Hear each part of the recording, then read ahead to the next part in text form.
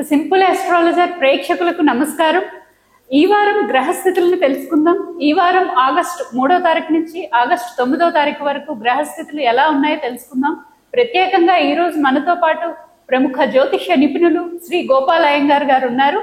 గురుగారు నమస్కారం. నమస్కారం గాయత్రి గారు. గురుగారు, ఈ వారం 3వ తారీఖు ఆగస్టు నెల నుంచి 9వ తారీఖు ఆగస్టు నెల వరకు గ్రహస్థితులు ఎలా ఉన్నాయో చెప్పండి. అలాగే మీరు అంటే ఇప్పుడు ప్రస్తుత పరిణామాలు చూస్తూ ఉన్నట్లయితే యుద్ధ వాతావరణం కానివ్వండి, ఎటువంటి పరిస్థితి అన్నా కానివ్వండి, కిందిటి వారం చెప్పే విధంగా మీరు ఏంటంటే చంద్రుడు రాహుకేతు మధ్యలో ఉండటం వల్ల మనకి చాలా పరిణామాలు ఎదురయ్యాయి.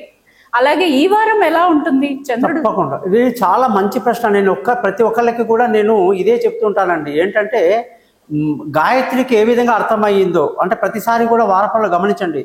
చంద్రుడితో సహా రాహుకేతు మధ్యలో అన్ని గ్రహాలు ఉండిపోవాలి. దానిని కాల సర్పదోషం అంటారు. కాల సర్పదోషంలో ఎన్నో రకాల కాల సర్పదోషాలు ఉన్నాయి. రాహు పైన ఉండి కేతు గాని కింద ఉంటే దానిని రాహుగ్రస్త కాల సర్పదోషం అంటారు. కేతు పైన ఉండి రాహు కింద ఉంటే దానిని కేతుగ్రస్త కాల సర్పదోషం అంటారు. కేతుగ్రస్త కాల సర్పదోషానికి ఎటువంటి ఇబ్బందులు ఉండవు, తక్కువ. కానీ రాహుగ్రస్త చాలా డేంజర్ అన్నమాట. అది మొత్తం ప్రపంచంలో ఈ రోజు ఉన్న పరిస్థితి. అలాగే ప్రతిసారి చంద్రుడు మనకు 2.5 రోజులకు ఒక రాశి మారేస్తుంటాడు కదమ్మా. ఎప్పుడైతే ఇప్పుడు ఈ వారంలో ఆయన ఏ నక్షత్రంలో వస్తున్నాడంటే విశాఖలో ఉంటున్నాడు. ఈ వారం మొదట్లో విశాఖ నుంచి ఆయన శ్రవణ నక్షత్రం వరకు ప్రయాణం చేస్తున్నాడు. కాబట్టి రాహుకేతు దాటి వచ్చేసాడు చంద్రుడు. కాబట్టి మళ్ళీ శాంతి. నిన్న న్యూస్ చూసారా? ఇజ్రాయిల్ యుద్ధాలకి విరామం అంట. రోజు 10 గంటలు విరామం ఇస్తున్నాడు. అంటే ఇలా మనం అనుకోని అవాంతరాలు జరగటం, లేనిపోని ప్రమాదాలు, అదే నేను చెప్పినటువంటి హెలికాప్టర్స్ కానివ్వండి, మొన్న కూడా అమెరికాలో ఒక ఏరోప్లేన్ ప్రమాదంలో అందరూ చనిపోయారు. అది అంత భయంకరంగా ఈ జరగడానికి కారణం ఏమిటంటే రాహుకేతు యొక్క మధ్యలో అన్ని గ్రహాలు ఉంటే అలా అవుతుంది అనమాట. ఇది చాలా అరిష్టం అనమాట. అయితే ఈ చంద్రుడు ఎప్పుడైతే ఈ 2 రాహు గ్రహాలని కేతుని దాటి వచ్చేస్తాడో ఈ 15 రోజులు చాలా బాగుంటుంది. మళ్ళీ 15 రోజుల తర్వాత మళ్ళీ ఏదో రకమైన అల్లకల్లోలం అనేది ఉంటుంది. ఈ వారం మనకి ఏంటంటే చంద్రుడు విశాఖ, అనురాధ, జ్యేష్ఠ, మూల ఈ నక్షత్రాల్లో ప్రయాణం చేస్తున్నాడు. కాబట్టి ఎటువంటి ఇబ్బందులు ఎక్కువ ఉండదు, శాంతి ఎక్కువగా ఉంటుంది. ఈ వారం గ్రహస్థితి కానీ మీరు అడిగితే శుక్రుడు, గురువు వచ్చేసి మిథున రాశిలో, అలాగే రవి, బుధ గ్రహాలు కర్కాటక రాశిలో, ముఖ్యంగా కేతు వచ్చేసి సింహరాశిలో, కుజుడు కన్యా రాశిలో, చంద్రుడు అదే వృశ్చికం, ధనుసు, మకర రాశిలో ప్రయాణిస్తున్నాడు. రాహు కుంభరాశిలో, శని వచ్చేసి మీన రాశిలో ప్రయాణిస్తున్నారమ్మా. ఓకే గురువు గారు. అలాగే ఇప్పుడు శ్రావణ మాసం మొదలైంది. అంటే శ్రావణ మాసంలో నక్షత్రాలు ఎలా ఉంటాయి? జనరల్ గా పుట్టినరోజులు జరుపుకోవటానికి ఎలా ఉంటుంది? అవునండి. ఈ వారంలో ఎవరైతే శ్రావణ మాసంలో పుట్టిన వాళ్ళు, విశాఖ నక్షత్రంలో పుట్టిన వాళ్ళు, అనురాధ, జ్యేష్ఠ, మూల, పూర్వాషాఢ, ఉత్తరాషాఢ, శ్రవణ నక్షత్రంలో పుట్టిన వాళ్ళు ఈ వారంలో మీ జన్మదినం చేసుకోండి. చక్కగా మీ యొక్క వెంకటేశ్వర స్వామి గుడికి కానీ నచ్చిన గుడికి వెళ్ళి మీ పేరు మీద అర్చన చేసుకోండి. స్వామికి తగినటువంటి మూల్యాంకాలు ఎవరైతే ఉన్నాయో మీరు ఇవ్వాల్సింది ఇవ్వండి. దానివల్ల స్వామి అనుగ్రహం వల్ల మీరు చాలా బాగుంటారు సంవత్సరం అంతా కూడా. ఓకే గురువు గారు. అలాగే జనరల్ గా అసలు మిమ్మల్ని జ్యోతిష్య పరంగా కలవాలి అనుకుంటే ఎలా కలవాలి, ఎలా అప్రోచ్ అవ్వాలి? జనరల్ గా అమ్మ చాలా మంది డైరెక్ట్ గా కలుస్తుంటారు. డైరెక్ట్ గా కలిసి మాట్లాడితేనే ఒక తృప్తి కొందరికి. కానీ 90% అమ్మా అన్ని ఆన్లైనే, గ్లోబల్ అనమాట. మొత్తం ఎక్కువగా మనకు అమెరికా కంట్రీస్ నుంచి, అమెరికా స్టేట్లో ఉన్న 51 స్టేట్లు, అన్ని ఆస్ట్రేలియా, యూరోప్ కంట్రీస్ చాలా కాల్స్ వస్తుంటాయి. ముఖ్యంగా ఆన్లైన్లో చెప్పడమే మన ఆనవాయితీ. ఆన్లైన్లో నేను వాళ్ళ date of birth, time of birth, place of birth కానీ ఇస్తే 15 నుంచి 20 నిమిషాల వరకు వాయిస్ రికార్డ్ చేయిస్తాను. నేను చాలా మంది దగ్గర విన్నాను. ఈ దౌర్భాగ్యం ఏంటంటే ఏ అస్ట్రాలజర్ కానీ టీవీలో వచ్చే వాళ్ళు పెద్ద పెద్ద వాళ్ళ దగ్గర వెళ్తేనంట అన్ని లాగేసుకుంటారట. ఫోను వీళ్ళు లాగేసుకొని పంపిస్తారట. వాళ్ళు 3 ప్రశ్నలు అడగమంటారట, 3 ప్రశ్నలకి సమాధానం పంపిస్తారట. దౌర్భాగ్యం ఇది. అంటే వాళ్ళకి సబ్జెక్ట్ నాలెడ్జ్ లేదు, దమ్ము లేదు. అందుకే నేను అయ్యంగారుగా మీ ముందు చెప్పేది ఒకటే, మీ date of birth, time of birth, place of birth కానీ నాకు ఇస్తే 15 నుంచి 20 నిమిషాల వరకు మీ వాయిస్ రికార్డ్ చేయిస్తాను. అలాగే 58 పేజీల జాతకం PDF ఉంటుంది తల్లి, అది కూడా మీకు నేను పంపిస్తాను. దాని ద్వారా మీరు ఎప్పుడు 1 ఇయర్ వరకు నా దగ్గర ఒకసారి వచ్చిన తర్వాత, నాకు కన్సల్టేషన్ అయిన తర్వాత 1 ఇయర్ వరకు మీరు నన్ను ఎప్పుడైనా సరే డిస్టర్బ్ చేయొచ్చు, ఏ ప్రశ్న అడగవచ్చు. నేను మీకు ఫ్రీ సర్వీస్ చేసి పెడతాను. ఓకే, విన్నారు కదా ప్రేక్షకులు. ఎటువంటి సందేహాలున్నా గురువు గారిని కన్సల్ట్ చేయండి. ధన్యవాదాలు. నమస్కారం.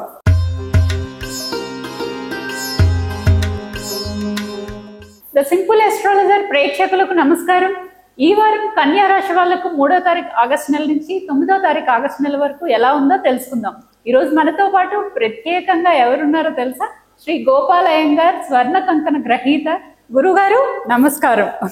గురుగారు, ఈ వారం విన్నారు కదా, తులారాశి వాళ్ళకి ఎలా ఉంటుందో చెప్పండి. దీర్ఘాయుష్మాన్ భవ, దీర్ఘ సుమంగళి భవ.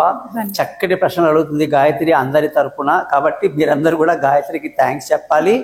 ఈ వారం కన్యా రాశి వాళ్ళ స్థితి చూస్తే చాలా అనుకూలంగా ఉంది. సంతోషంగా ఆనందంగా ఉంటారు, విందులు వినోదాల్లో పాల్గొంటారు, పాజిటివ్ ఎనర్జీ బాగుంటుంది, అనుకున్న పనులు అనుకున్నట్టు సజావుగా చేసుకుంటారు. ఓకే గురుగారు, ముఖ్యంగా అన్ని మెయిన్ మనకి ధనం ఉంటే కానీ ముందుకు వెళ్ళలేని పరిస్థితి కాబట్టి ధనస్థానం ఎలా ఉందో చాలా అద్భుతంగా ఉంది. మంచి ధన యోగం ఉంది, కుటుంబ సంతోషం ఉంది, అనేక రకాల ధన సముపార్జన కల్పిస్తుంది. చదువుల విషయంలో కూడా పిల్లల విషయంలో చాలా జాగ్రత్తలు తీసుకుంటారు. అలాగే ఆస్తుల విషయంలో కానివ్వండి, కొత్తగా ఏమైనా వచ్చే యోగం ఉన్నాయి అంటారా? బాగా బ్రహ్మాండంగా ఉంది గాయత్రి. వీళ్ళకి విలువైన వస్తువులు, ఆస్తులు, భూములు, వాహనాలు, ఏ లావాదేవీ చేసినా అందులో మంచి లాభాలు కనిపిస్తున్నాయి. బాగుంది. ఓకే, ఇప్పుడు ప్రత్యేకంగా ఏంటంటే చాలా మంది నిరుద్యోగులు ఉన్నారు గురుగారు. వాళ్ళకి మీరు ఏం చేస్తే, చాలా మంది నేను కల్లారా చూశాను మీ దగ్గర, చాలా మంది గురుగారు నాకు ఈ జాబ్ లేదు అని అంటే చిన్న చిన్న పరిహారాలు చెప్పారు. వాటితో మంచి జాబ్స్ లో వాళ్ళు ఇప్పుడు సెటిల్ అయిన వాళ్ళు చాలా మంది ఉన్నారు. మా ప్రేక్షకులకు కూడా అది ఎలా ఉంటుందో చెప్పండి. చాలా మీ అందరి తరపున గాయత్రి గారికి మరొకసారి థ్యాంక్స్ చెప్తూ, కన్యా రాశి వాళ్ళకి బ్యాంకులో, ఫైనాన్స్, ఇన్సూరెన్స్లో బ్రహ్మాండమైన అవకాశాలు ఉంటాయి. కన్యా రాశిలో పుట్టిన వాళ్ళు చాలామంది accountants, BCom, CA, chartered accountant, MCom ఇలాంటి చేసిన వాళ్ళే ఉంటారు. వీళ్ళందరూ అకౌంట్స్ అన్నమాట మెయిన్ చూసేది. కాబట్టి కన్యా రాశి వాళ్ళకి ప్రత్యేకంగా జాతక పరంగా కూడా చూస్తే బ్రహ్మాండంగా బ్యాంకుల్లో ఉద్యోగాలు, ఫైనాన్స్ రంగాల్లో, ఇన్సూరెన్స్ రంగాల్లో అద్భుతంగా రాణిస్తారని చెప్పేసి చెప్పొచ్చు. అట్లా ప్రయత్నం చేయండి. ఈ వారం ఉద్యోగ అవకాశాలు బ్రహ్మాండంగా ఉన్నాయి. ఓకే గురుగారు, చాలా సంతోషం. అలాగే ఆస్తులు కానివ్వండి, అప్పులు కానివ్వండి, ఆరోగ్యం కానివ్వండి, ఇలా ఎలా ఉంటుందంటారు? ఈ వారంలో మీరు అడిగిన ప్రతి ప్రశ్నకి కూడా శని అధిపతి అక్కడ రావు ఉండి కొంచెం మేలు చేశాడు. కానీ శని సప్తమంలో ఉండడం వల్ల కన్యా రాశి వాళ్ళు ఆరోగ్యం పట్ల శ్రద్ధ వహించాలి. రుణ ఒత్తిడి కొంచెం ఉంటుంది, శత్రువులు ఉంటారు. కానీ శుభగ్రహం యొక్క వీక్షణం ఉండడం వల్ల కూడా అన్ని ఇబ్బందులు ఉండవు. But they should take care of them self. అది ఓకే. అలాగే తండ్రి స్థానం ఎలా ఉందంటారు?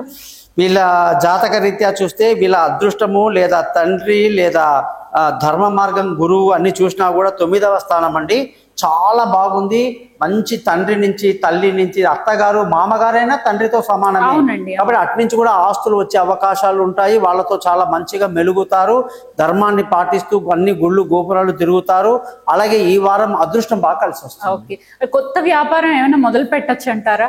వీళ్ళకి కొత్త వ్యాపారానికి అధిపతి చంద్రుడు కాబట్టి బ్రహ్మాండంగా వ్యాపారం మొదలు పెట్టచ్చు. వ్యాపారంలో మంచి లాభాలు ఉంటాయి. ముఖ్యంగా ఈ రాశి వాళ్ళు వ్యాపారం అంటే మెయిన్ వీళ్ళకి తెలియదు. పాల వ్యాపారం, వాటర్ ప్లాంట్, తర్వాత బియ్యం వ్యాపారాలు, టెక్స్టైల్ వ్యాపారాలు, ఇవన్నీ అద్భుతంగా కలిసి వస్తాయి ఈ రాశి వాళ్ళకి. ఓకే, ఇప్పుడు పిల్లలు దూర ప్రయాణాలు అంటే వీసాలు తీసుకొని బయట కంట్రీస్ కి వెళ్లే ప్రయత్నం ఏమైనా చేయొచ్చు అంటారా? చాలా చాలా అద్భుతంగా ఉంది. విదేశీయానాలు బాగా కలిసి వస్తాయి. సుఖమైన ప్రయాణం ఉంటుంది. అనుకున్న సమయానికి వీసాలు రావటం కానీ, లేదా పిల్లలకి అనుకున్న కాలేజీలో సీటు దొరకడం కానీ, అనుకున్న సబ్జెక్టులో సీటు దొరకడం కానీ గ్యారంటీగా ఉంది. ఓకే గురుగారు, అలాగే ఇప్పుడు ఇంకా కొత్తగా ఏమైనా, ఇప్పుడు చాలా మంది కొత్తగా నేను ఇది మొదలు పెట్టాలనుకుంటున్నాను అని అనుకుంటారు. అంటే అది జాబ్ లో వెళ్ళడానికి కానివ్వండి, వ్యాపారం కానివ్వండి, చాలా మందికి చాలా కోరిక ఉంటుంది. అండి నేను ఇప్పుడు నేను ఈ వర్క్ చేస్తున్నాను, ఇందులో నుంచి నేను డైవర్ట్ అయ్యి వేరే దానికి వెళ్ళాలనుకుంటున్నాను, అలాంటిది ఏమైనా బాగుంటుంది? ఇప్పుడు ఈ వారంలో కానీ చూసుకుంటే వీళ్ళకి బుధ గ్రహం యొక్క అనుగ్రహం బాగుండడం వల్ల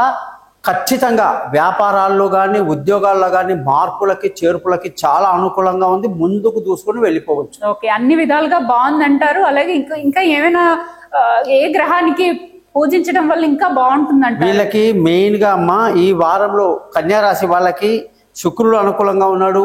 కుజుడు కాస్త ప్రతికూలత. కుజుడు అంటే బంధువులతో, స్నేహితులతో గొడవలు, ఇబ్బందులు. కుజుడు కాస్త ఇబ్బంది పెడుతున్నాడు. లేనిపోని భయాలకు కూడా కారణం అవుతున్నాడు కుజుడు అనమాట. అలాగే మీరు అడిగిన గురుగ్రహం చాలా బాగుంది. శని మేలు చేస్తున్నాడు. అన్ని గ్రహాలు అన్ని బాగున్నాయి. కుజగ్రహానికి పరిహారం చేసుకోవటం, అలాగే ముఖ్యంగా విష్ణు సహస్రనామం రోజు చదవడం వల్ల కూడా కన్యా రాశి వాళ్ళకి అద్భుతాలు జరుగుతాయి. ఓకే గురుగారు, చాలా చక్కగా చెప్పారు. విన్నారు కదా, కన్యా రాశి వాళ్ళు ఎటువంటి ఇబ్బందులు పడకుండా, ఎటువంటి టెన్షన్లు పడకుండా, భయపడకుండా ఫస్ట్ ఎటువంటి ప్రాబ్లమ్స్ వచ్చినా గురువు గారిని కన్సల్ట్ చేయండి, చాలా చక్కగా చెప్తారు, మీ ప్రాబ్లమ్స్ నుంచి బయట పడిపోతారు చాలా ఈజీగా. ధన్యవాదాలు. నమస్కారం.